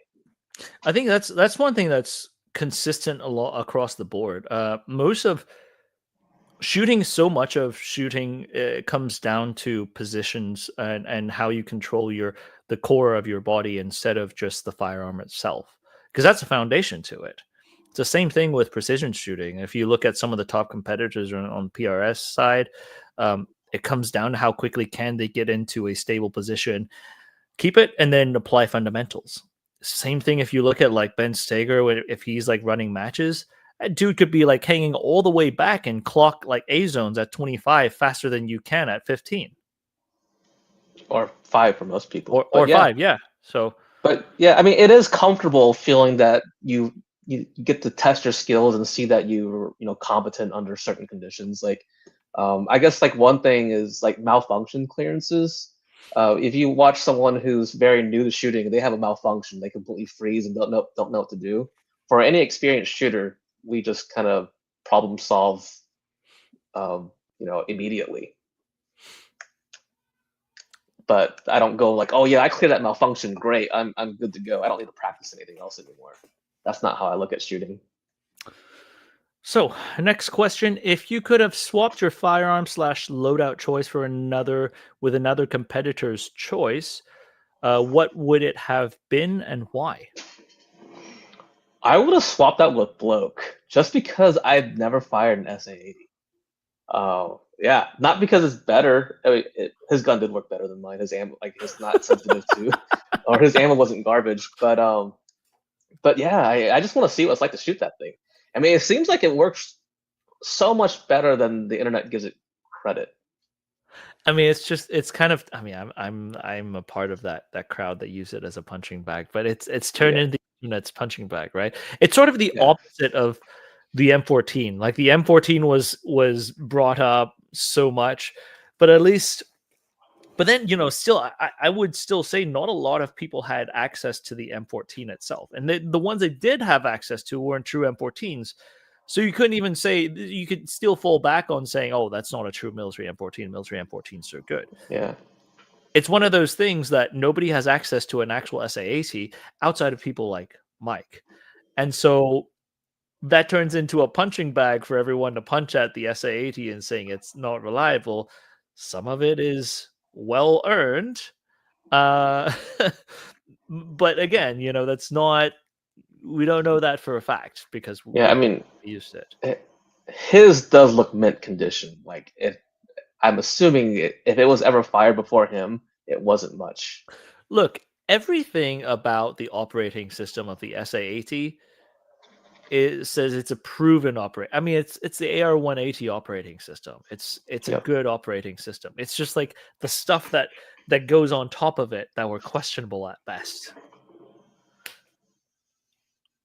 One thing I was going to say, talking to Mike, he told me that he had an issue, and Josh has had this issue in the past, on the high power on the side. You know how it's got the slide lock bar? He kept on bumping. He kept on bumping in front of the slide lock bar, and he would lock his slide for no reason. And that annoyed him. And he said, if I were to shoot it single hand or teacup, not an issue. But that's not how people shoot nowadays, and that's not how he's used to shooting. So he keeps on bumping the slide. So it seems like the high power, the BHP, is very incompatible with modern shooting styles. With Josh, it depends how big your hands are too, especially if you're wearing gloves. Yeah, especially with gloves. But when I shoot a high power, I can usually keep my I had that problem the first time I shot it. and now I hold the gun lower, which I kind of hold most guns lower now than the internet tells me you're supposed to, and that keeps your thumbs away from all the controls. Snake has been very, very mouthy during this session. He evidently says that Britbong ammunition is piss weak too. I don't know. I don't have any Radway Green 5.56. I do have some Radway Green 7.62 I could test actually, and I do need to test it in my L1A1. So, thank you for that reminder. Let's see. It is a sample of one of the SAAT. So we don't have. I know of two that work. Yeah, so we don't have a fleet of SAATs to really test out. And then there's also a huge difference between like an SAAT A1, A2, and A3. You know, there have been generational updates to the system itself. What's interesting is that Mike's SAAT is a Gen 1 original SAAT, which is that's an artifact that's extremely difficult to get. Yeah. So now let me ask you this. If you could have swapped your firearm / loadout with another competitor's choice, not based on drippiness, what would you use? Let's say not even competitor's choice. Let's just say anything out there. Let's say the most ideal thing for an environment like this, knowing what you know now. What else would you have used? If the conditions were identical to last time, I'd use some kind of lightweight AR for the rifle. And for a pistol, I'd probably use like a racier CZ variant. Just because my personal preference, I like CZs or CZ style guns. And so if I got to throw anything out there on your personal collection, anything that was on the drippy side that you would bring, would there be anything that you would want to shoot in the competition like this? I would love to have tried my HK93 to see how that does. Because we don't really have a whole lot of information on those guns being used in the cold. Yeah, I mean, I know the Norwegians use the both the Norwegians and the Swedes use G3s in the cold.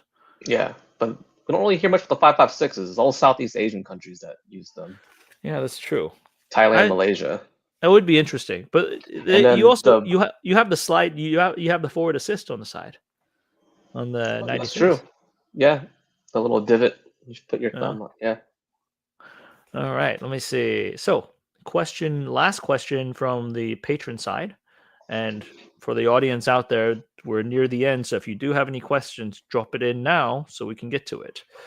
Of all the rifles and pistols you've seen at Finnish Brutality so far, which was the least reliable in the Finnish winter, and which was a runner-up? Let's just say the 3 to 5 worst rifles you've seen perform at Finnish Brutality, whether it's winter or normal. Oh man, just off the top of my head, the worst I remember might be Giga's Saiga 308, but he bubbled it, so. He massively messed with the gassing on that thing, though. Yeah, and he still so this is he won that year with a he did. He won with a halfway working bubbled AK 308 Saiga 308. Why is that? Like, is the shooting just not really competitive for the score, or it varies from year to year, and each year the shooting has gotten more difficult. If he brought that same rifle to last year's Finnish Brutality, 2024, like he would have been toast. The competition has gotten so much harder on the marksmanship side. Okay, all right. So a bubbled up Saiga 308 that was on the verge of cycling. One. Yeah. What else was garbage tier? I mean, most people want to bring stuff that works. You've had some experiences with things that don't work, though. But it's never the gun. It's usually some weird combination of ammo with the gun, like this Gecko uncrimped ammunition. All right, let's put ourselves in this situation. You are the Minister of Defense of Albonia, and you are sending military aid to the Finnish Defense Force, who have exhausted their entire stock of fighting rifles, and are at the verge of being captured by the Russians. Okay. as the Albanian Minister of Defense and people out there, the Albanian Minister of Defense, Albania typically chooses the worst military rifles that sound good on the other end. What would you choose, Calvin? What would be a bad rifle that sounds good? That is tough. Because, like, what would... Topper I don't know. Topper Harley is saying send Send in that. the SKS. I'm not sure if that's the worst though, I mean, because at least I think that would work in the Finnish cold. yeah. I think It what would would have to not be. work? It would have to be like a riced out JP 3-gun rifle. Like send a giant crate of it, Oh, if we're getting to those kind of guns, I mean, yeah, I guess right? like I mean, anything that favors performance over pure performance over reliability, I think would be the worst. yeah. Any hyper tuned AR would probably be terrible. Um, knowing your issue with the no, knowing your issue with the Hungarian contract Gecko 76239, I wonder how it would have gone if you used like a CZ600 trail or one of the bolt actions. I have no experience with that gun at all. I've seen them. That's about as much. Oh, Insas. The INSAS would be so we just had a Yeah. comment from Solid Snake again about the INSAS. That's Yeah. probably a pretty terrible example to issue the Finnish Defense Forces. On the contrary of this, I actually don't think the Mosin Nagant would be the worst thing, because the Finns actually use the Mosin Nagant. Yeah, they use them quite a bit to a decent amount of success, especially one particular person. Yes. Oh, speaking of that, I do think it was interesting when we were talking about the optics side. Did any optics fog up with moisture? I didn't see any of that. No one. I I didn't know. hear anyone complain about it. So that was one of the that was a chief reason why SEMO used iron sights, is the lack of reliability and the vulnerability of being spotted using a telescopic optic from that era. Yeah, but also the optics they had access to in Finland of that era are not as good as our Timu optics. This Kasuli man, which is clearly a Finnish man, says, Yeah. jokes on you, we are into that shit, which he's referring to the Mosin Nagant, of course. Yeah. So very much I think the Mosin Nagant is in the category of this will perform in a Finnish winter location. Throwing back on the example of the Germans on the Eastern Front, they did actually run into that issue with the 98Ks. The 98Ks, because they were action wise, it's tighter fit than the Mosin Nagant, and also they use a wrong lubricant that became a lot. It was a lot less viscous, and it froze onto the action. So my thought on this too, the 98K caulking handle being bent is also difficult to impart leverage onto. So between having less, so the Arctic Warfare, the sniper rifle, the Swedish enhanced British sniper rifle, the Accuracy International Arctic Warfare, it had the extra cuts on the bolt specifically to break ice. I feel like the Mosin Nagant specifically has a lot of these little nooks and crannies for ice to break into. It has that straight angle bolt handle to really throw leverage onto if you need to.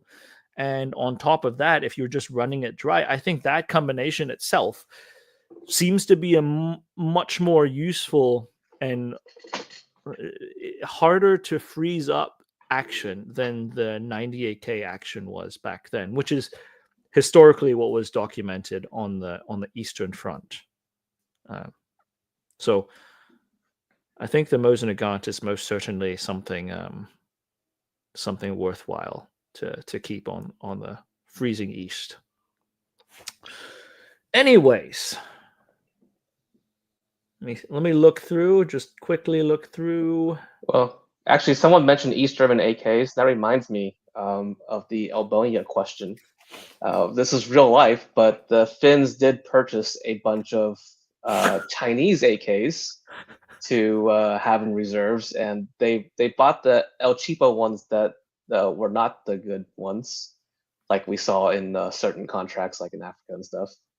And then more recently, they bought a bunch of South Korean AKs for their Reserve Training Association thing, and those also did not work. And they're supposed to be replaced by ARs from the same company, which are supposed to Oh work. no! But I Oh, think that didn't no. work out, and this is why they had their new Sako thing. So yeah, the Albonia thing was real with Finland. Well, it's real with a lot of bureaucrats, unfortunately. Yeah.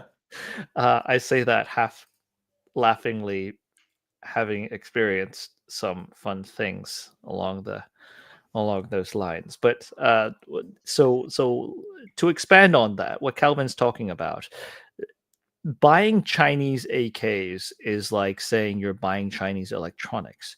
It could go from your iPhone all the way to like an Olight that would self-explode in your pocket. There's a huge spectrum of it. It all comes down to what kind of contract you're speccing out and what type of QC you're putting into the contract upon receiving. Africa does not do that, and they have a very low dollar amount that they put towards these contracts.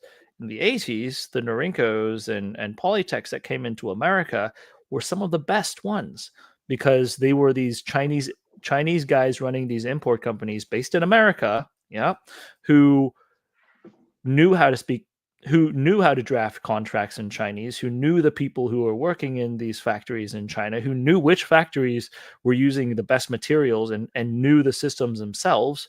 And they would bring in some of the best Chinese weapon systems, some of the best Chinese clones into America. So a lot of it, that's the reason, there's a reason why a lot of people in the international market look at the Chinese weapon systems and are like, this is, it's just a crappy Chinese product. And then you get Americans who are used to the American 1980s imports, and they think that the Chinese are very misunderstood. Both sides are right. What Calvin's talking about, unfortunately, is the Africa contract end of the Chinese AKs being sold to Finland. So it's not just Finland who receives some of these contracts, by the way, in Europe. It's more than them. I'll just leave it at that. Let's see. Are there any more? I don't see anything else.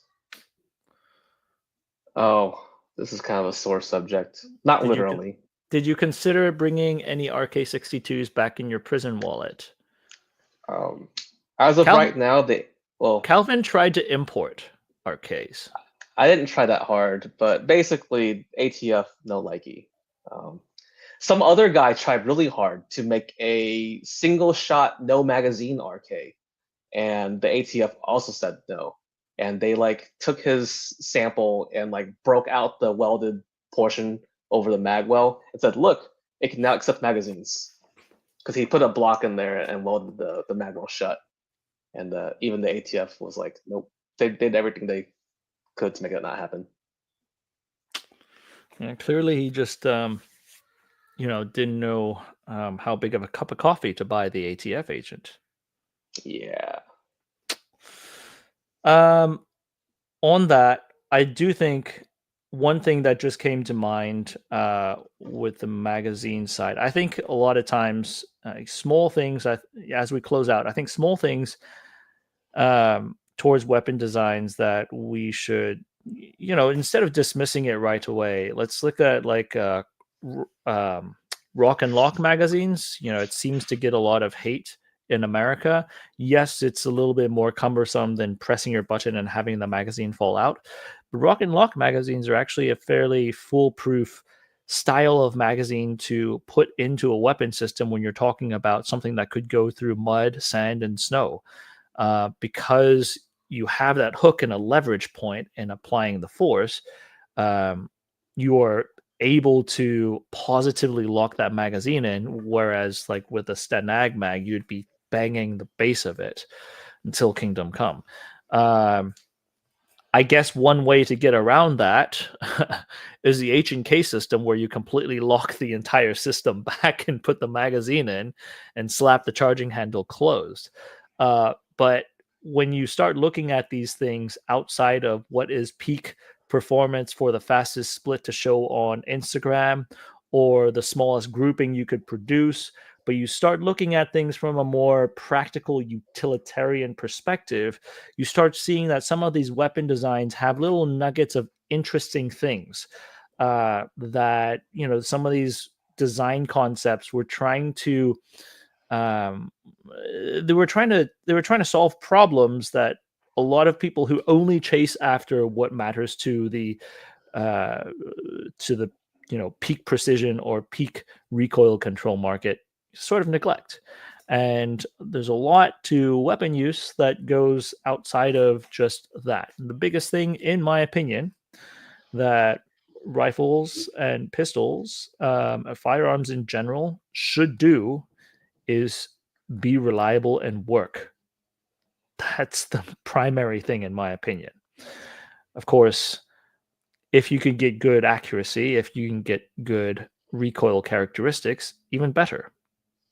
But I think this is sort of like the tip of an iceberg and a part of a long-standing conversation that you and I have had. I mean, for years at this point. Yeah, I mean, that's, you pretty much, is it hit it on the head? Oh, hit the nail on the head? Is that the expression? Hit the firing pin onto the primer right there. Yeah. No, I mean, having worked in the firearms retail side, I do see people prioritize things that a little bit different than how I would prioritize. Mm-hmm. Yeah, it's kind of unfortunate because a lot of times our perceptions here in America nowadays are driven by, it's not industry driven, it's not government driven. I mean, I'm not saying that it has to be that, but it's driven by it's driven by social media. It's driven by, you know, what looks cool, what sounds cool, and marketing is able to manipulate a lot of those things. And I just hope people have a better. I hope people are able to decipher some of those marketing cues a little better and look beyond what marketing is trying to say, and kind of try to peel back the onion on design characteristics a little more for what something is designed to do. Anything else that you would like to anything else you would like to add? I don't think so. I think we're pretty good. All right. So, ladies and gentlemen, huge thanks for you guys sticking around out there. I know we kind of like rambled on quite a bit more, but if you guys have anything that you guys want to see in the future, feel free to drop it in the comment section right here. But Calvin, I'm looking forward to doing more content with you if we are able to. For now, though, you'll see you guys on the range. 716 is Steel Knight 6, 4 Vic, 8 packs, Redcon 1, green to green. How copy, over? Steel Knight 6, this is 716, roger, over. 16, Steel Knight 1, 1 pack, green, over. This is 716, roger, over. So much for I'm trying to end. 716 is Steel Knight 6, 4 Vic, 8 packs, Redcon 1, green to green. How copy, over? Steel Knight 6, this is 716, roger, over. 16, Steel Knight 1, 1 pack,